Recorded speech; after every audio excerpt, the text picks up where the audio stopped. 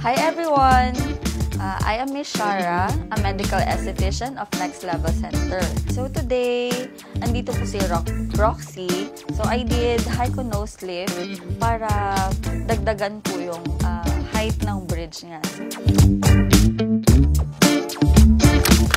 I have inserted soluble suture thread para dagdagan yung height ng nose bridge ni Roxy. Ginawa ko kay Miss Roxy is parang Asian nose lang na dinagdagan ko lang ng konting height yung nose bridge niya. Just like the Korean nose.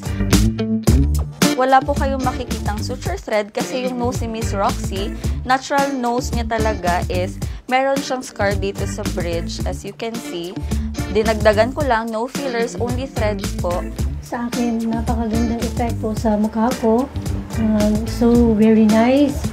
Less pain and of course, satisfied po ako kasi nakikita ko yung gawa ni ma'am na talagang maayos siya at walang makikitang bakas ng yung parang hematoma sa aking ilong.